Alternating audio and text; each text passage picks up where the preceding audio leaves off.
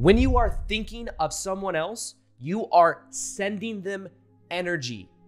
Think about it as if there's some form of energy strand that is between you and someone else. And when you think of them, you send them the energy that you are feeling inside of your body. Now, here is the thing about this that most people don't understand. If there is a feeling of emotion in your body that someone else is not doing what you want them to do, then they are going to feel that resistant energy. I went to a life transformation spa in Costa Rica when I learned about one of the most esoteric energy practices I've ever found, and it had to do with understanding the projection of energy. Now, what this lady did is she was at the front of a room and she was talking to a crowd of people. There were about 50 of us in the crowd, and she did an energetic experiment where what she did is she says, everyone send me energy at the front of the room. Everyone send me energy, send me energy, send me energy. And as everyone in the crowd, me included, was sending her energy, she said there's like this repellent energy where it literally makes you back away. It's like intrusive. It's like you can feel that energy that's being projected at you. Now what happened is then she said, okay, everyone, now bring the energy back in your body. Bring the energy back in your body. Bring the energy back in your body. And then the energy dynamic completely shifted, where then she said she could feel this magnetic energy going towards the crowd. Now, what this has to do with is understanding that when you are in your own frame of reality and you feel whole and complete and grounded, you have more magnetic energy than when you dissipate your energy by sending it out to other people. And even think about it when it comes to the energy dynamics of control, of someone else wanting something from you. If, like I used to sell women's shoes back in the day, if a customer came into the shoe department and I was greeting them and they could feel this energy, maybe I was at the sales employee and they're like, hey, how are you? Are you going to buy anything? It's like, you could feel somebody wants something from you. But if when you're grounded and you're just saying hi, there's no attachment, there's no control, there's no manipulative desire there, people feel that and they respond very differently. So understand that when it comes to energy and this idea, this esoteric concept, and I'm going to show you something that is called the frame technique. It's one of the most powerful energetic practices I've ever found. I learned it from a mixture of that experience I told you about with the front of the room thing. And then also I've learned this from a shadow work integration coach that I had that studied Carl Jungian's psychology. And when I learned this, it completely changed the way people responded to me. It changed how I felt about myself. My confidence went up. And I started to realize that I didn't have to take on the burden of other people's energies and emotions because I started to feel actually safe within my own body, which is really the key to this entire process, is bringing the energy back to yourself. So first off, understand that people are responding to us based on the energy we are embodying. Now, ultimately, when you are safe within your own body and strong within your own frame, you are more magnetic. When you think of other people, your energy is leaving your body and going towards other people. And you could say, by the way, well, what if I'm sending people loving thoughts? Well, it's okay if you send energy that is kind but not nice. There's a difference. Kind energy is no attachment. It's compassion. I do that sometimes. I wish the best for certain people in my life, even people that are no longer in my life. And I wish the best, but it's a non-attached energy. It doesn't expect anything in return. If it expects something in return, that is being nice and that is manipulative. You don't want to be nice. You want to be kind. Kind is who you are. Nice is with an agenda. So when you think about it, it's like, well, I'm sending love energy. And sometimes also people are sending love energy because they feel that it's necessary for their own sense of self-worth. Sometimes it is just genuinely, I want to add value to people. I know sometimes we do these in Costa Rica, or in breathwork in general. I'll lead these breathwork events where we'll do like breathwork at a live event, for example. And what will happen sometimes is people will be going through their process, breathing in a specific pattern, and it's so transformative for people. But sometimes what people will do is they'll lay there and they'll like, I'm going to send people Reiki around me. I'm going to send people Reiki around me.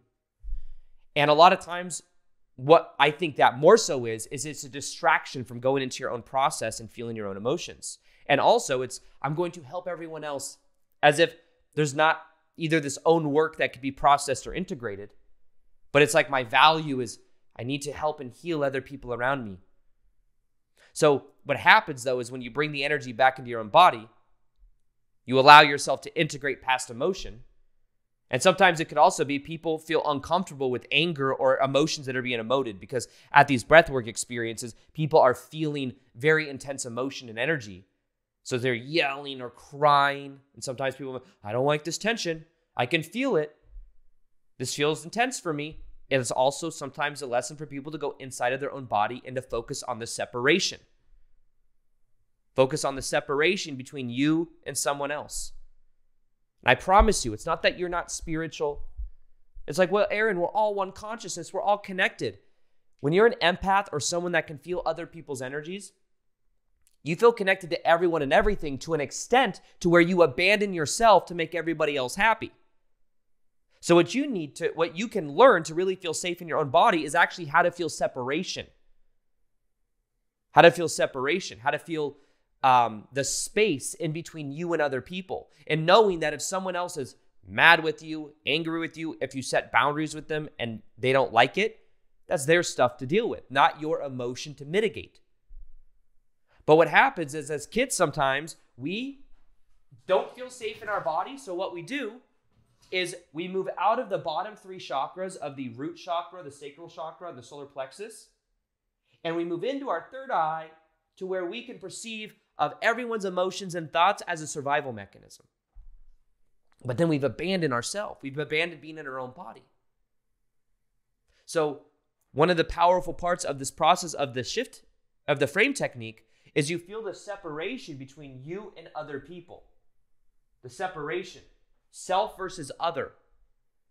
And the process is very simple. I have whole videos that will show you step by step exactly what to do. In fact, in my free $1,000 course that's literally for free called High Vibe 101, I added a complete module called the Frame Technique, which has a frame technique step-by-step video, a frame technique meditation you can follow along, and a frame technique workshop. All free.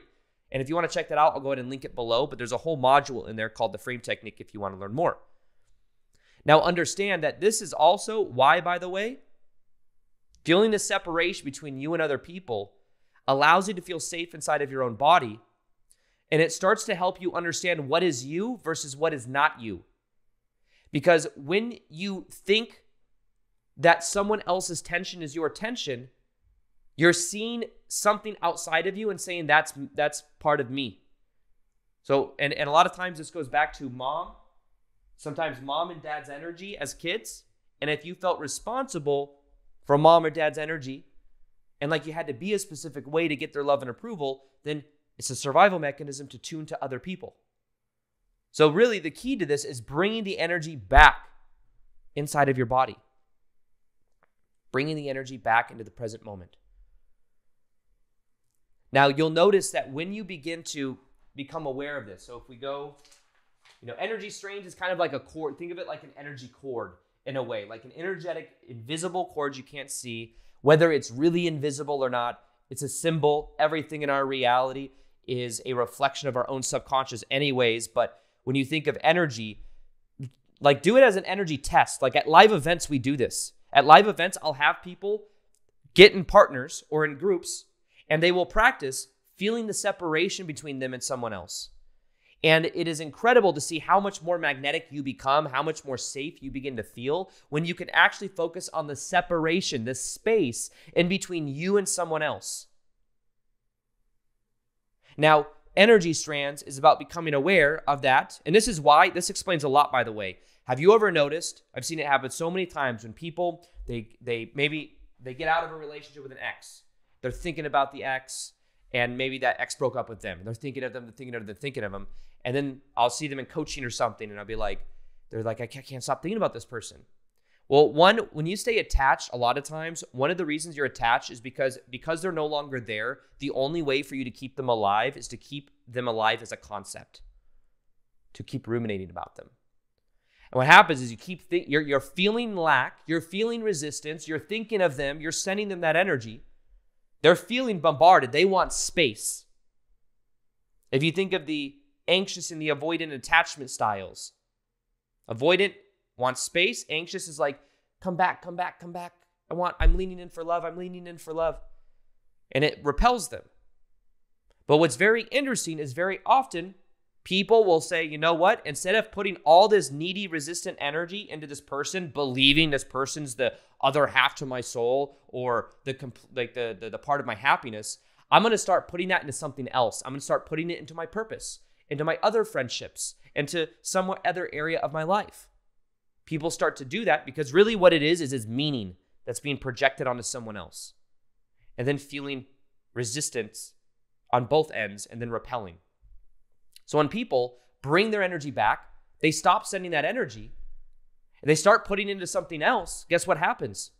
Very often that person that wasn't coming around feels that energetic space and then it's like, hey, what's going on? But here's the tricky thing. You can't do it to get that response because then it's manipulative. You haven't learned the lesson. Ideally, what you do is you take back your energy, you stop putting it into them, and you realize that it didn't work out for a reason. And that what you were probably trying to do was turn this person into seeing the value in you because it reflected back the inner child energy with mom or dad somehow. So think about that.